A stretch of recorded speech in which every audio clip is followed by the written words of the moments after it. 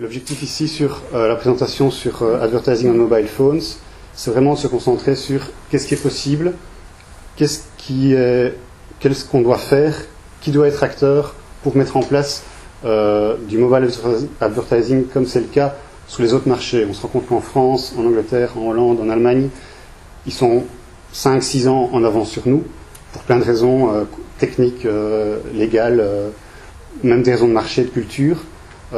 Ici, l'idée, c'est un peu de repasser tout ça en revue et voir, ok, qu'est-ce qu'on veut faire pour rattraper ce retard et pour nous aussi pouvoir permettre aux annonceurs de toucher les consommateurs d'une façon efficace via ce nouveau média qu'est le mobile et qui a énormément d'avantages par rapport aux autres médias, même par rapport aux autres médias interactifs. L'idée ici, c'est de voir, on parle de publicité, mais de publicité interactive. Publicité interactive apporte quelque chose en plus, on l'a découvert il y a une dizaine d'années, par rapport à la publicité classique. On passe d'un modèle broadcast où les annonceurs diffusent un message à une masse sans vraiment avoir de retour, en tout cas de retour direct par rapport à ce qu'ils font. Et l'Internet a vraiment révolutionné ça en donnant le pouvoir à l'utilisateur, en inversant vraiment ce rapport et à la limite en mettant de la pression sur les annonceurs parce qu'ils ont la possibilité d'avoir directement une réponse qualitative et quantitative de la part des utilisateurs. Donc on switch vraiment d'un modèle de broadcast vers un modèle de puissance qui est donné à l'utilisateur. Je vais passer 4 USP qui sont selon moi les 4 points majeurs du mobile, du média mobile de manière générale. Le premier, c'est le anytime.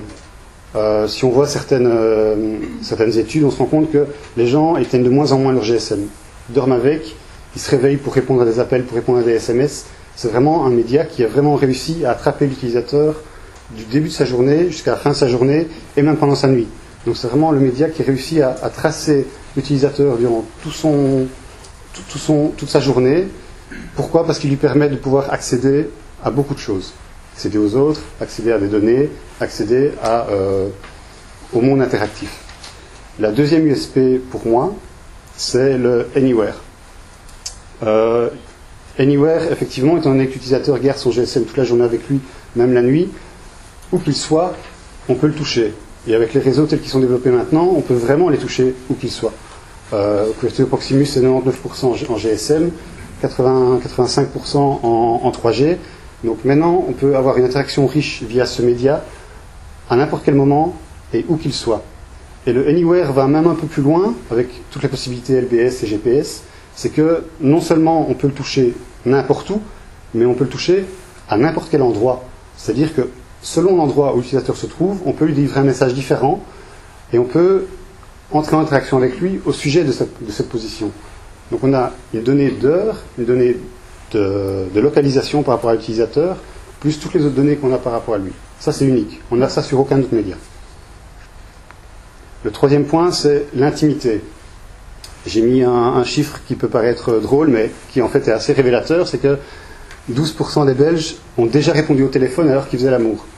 Ça veut dire que, pour eux, l'intimité qu'ils ont avec leur GSM est aussi forte que l'intimité qu'ils ont avec leur partenaire. C'est ce que faisaient les 88 autres. Donc c'est vraiment un média qui est intime et de plus en plus intime. Au départ, le média était uniquement intime parce qu'il nous permet de communiquer avec n'importe qui, n'importe quand. Je peux joindre mes amis où qu'ils soient à n'importe quel moment. Mais avec l'évolution du GSM, des fonctionnalités des GSM, ça devient même un coffre-fort, ça devient même un endroit où on peut cacher tous ses secrets. On garde ses SMS, ses photos, sa musique, tout est concentré dans ce petit outil. Donc on a vraiment un rapport intime. Le GSM est presque devenu une projection de soi-même et ça donne énormément de valeur à ce média. Ça veut dire que l'information qui est accédée ou qui est reçue via ce média a probablement beaucoup plus d'impact et beaucoup plus d'importance pour l'utilisateur que celle qui lui arrive par un autre canal. Comparé avec du billboard, je pense qu'il n'y a pas photo entre une information affichée sur un billboard et une information personnalisée qui lui arrive sur son GSM. L'impact est beaucoup plus fort sur le GSM. Et le quatrième point qui pour moi est vraiment le nœud, le point central par rapport au mobile advertising, c'est le fait que cet appareil soit nativement riche et nativement interactif.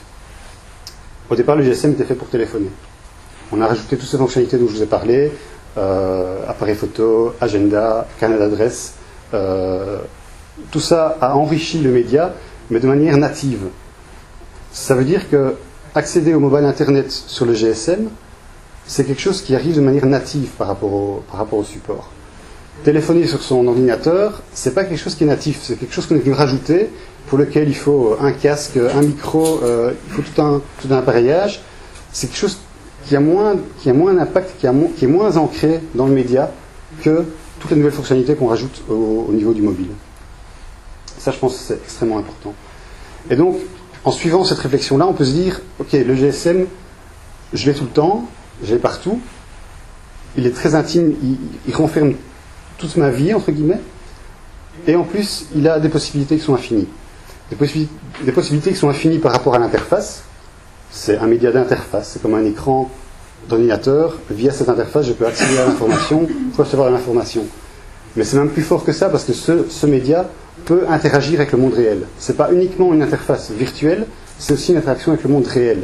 C'est-à-dire que via les possibilités de Bluetooth, de M-couponing, QR codes, code 2D, tout ce qui est LBS, ça permet d'avoir une vraie implication dans la vraie vie avec son GSM.